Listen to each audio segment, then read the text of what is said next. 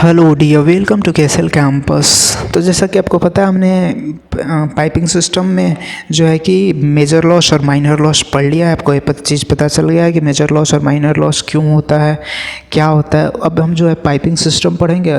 That means that arrangement of pipes in series और parallel. तो जैसा कि आप रियल लाइफ में देखते हो, जो पाइपिंग सिस्टम होता है जहाँ पे number of pipes more than one होता है, तो या तो उसको सीरीज में अरेंज करते हैं या फिर पैरेलल में अरेंज करते हैं।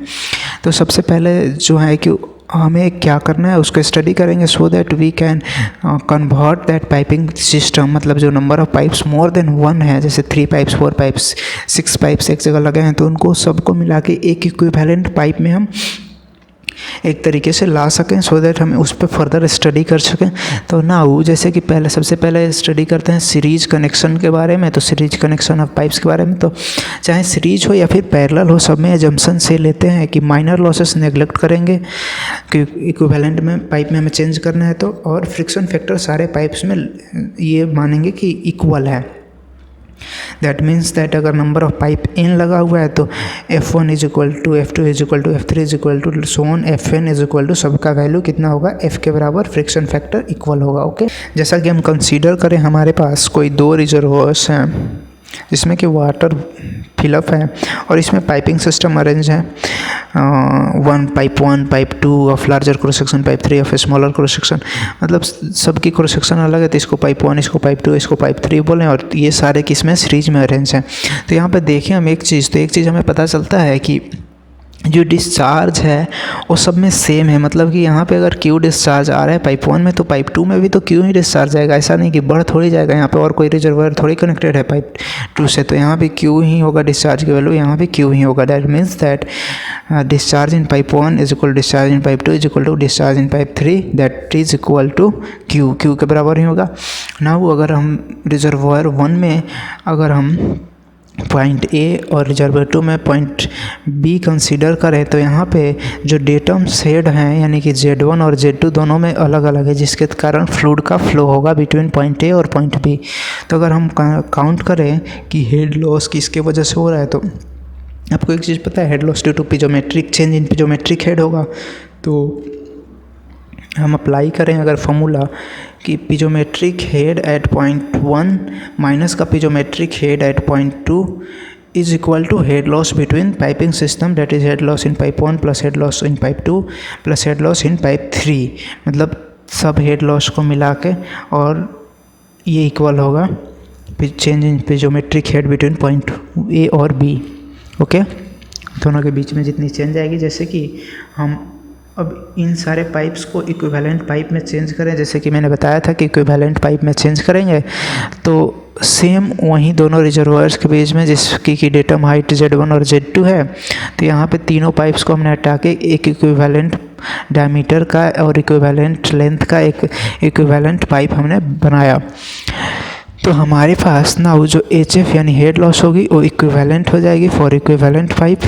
ओके, तो अगर हम देखें तो change in piezometric head between point 1 और 2 क्या हो जाएगा, that is head loss in equivalent pipe, that is HF equivalent.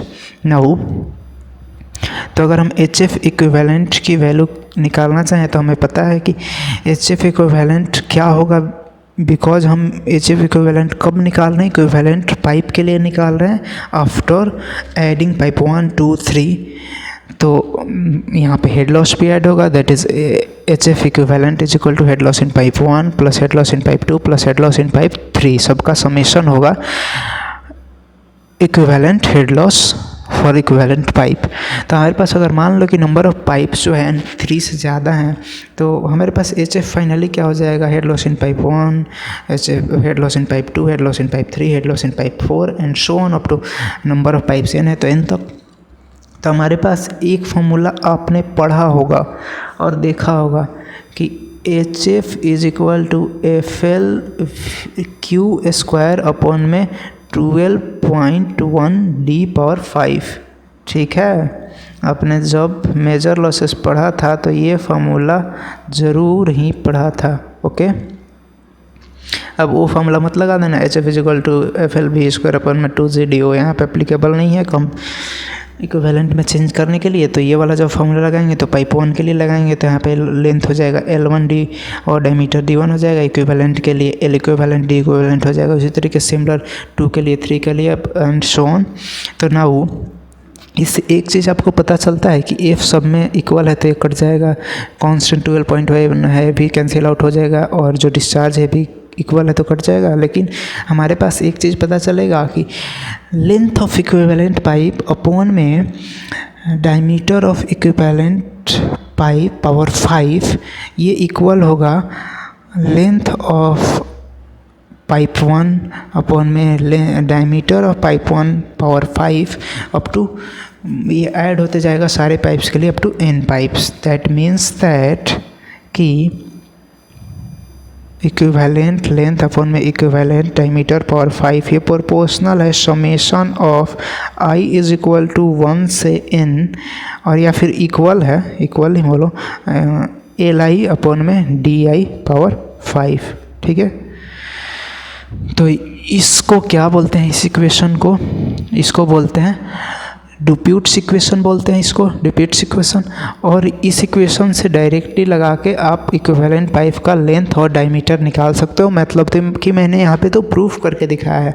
अगर आपको डायरेक्टली निकालने बोले तो इस इक्वेशन को अप्लाई करके आप डायरेक्ट उसकी इक्विवेलेंट पाइप की लेंथ और डायमीटर निकाल सकते हो कितनी आएगी। ओके, तो न्यूमेरिकल में ही फाइंड आउट करने देगा। नाउ अब पैरेलल कनेक्शन के लिए देखें तो इसमें सेम वही एजम्पशन रहेंगे कि एफ़ की वैल्यू सेम रहेगी और माइनर लॉसेस इसमें भी कंसीडर नहीं करेंगे नाउ। लेकिन अगर इसमें देखें तो डिस्चार्ज की अगर हम वैल्यू कैलकुलेट करना चाहें, यहाँ पे दो रिजर्वायर्स हैं जिसमें वाटर फिलअप है और यहाँ पे जो पाइपिंग सिस्टम है और दो पाइप्स पैरेलल में अरेंज्ड हैं एक दूसरे के पैरेलल। तो जो डिस्चार्ज यहाँ से Q डिस्चार्ज फ्लो हो रहा है तो ये दो पार्ट्स में डिवाइड हो जाएगा Q1 और Q2 में, बिकॉज दोनों पाइप्स अलग अलग क्रॉस सेक्शन के हैं तो अलग अलग डिस्चार्ज इसमें होगा। लेकिन इस वे में डिवाइड होगा कि जो Q डिस्चार्ज यहाँ से जा रहा है तो इन दोनों को समेशन करने के बाद Q आना चाहिए। That means that Q is equal to Q1 plus Q2 जो कि हमने यहाँ पे लिख रखा है। अब पाइप दोनों रिजर्वायर के बीच में अगर हम पॉइंट ए बी कंसिडर करें तो between point A B head loss क्या होगा, तो change in piezometric head between points A B. तो piezometric head at A minus का piezometric head B is equal to क्या होगा, हेड लॉस इन पाइप 1। ठीक है, और फिर पिजोमेट्रिक हेड एट ए और पिजोमेट्रिक हेड माइनस का पिजोमेट्रिक हेड एट बी, ये होगा हेड लॉस इन पाइप 2।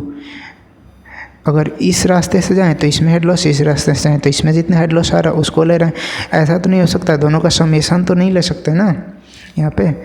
तो पहले इक्वेशन में हमने पाइप 1 के थ्रू गए हैं, दूसरा इक्वेशन में पाइप 2 के थ्रू, तो यहाँ पे पाइप 1 का हेड लॉस आया, यहाँ पे पाइप 2 का हेड लॉस आया।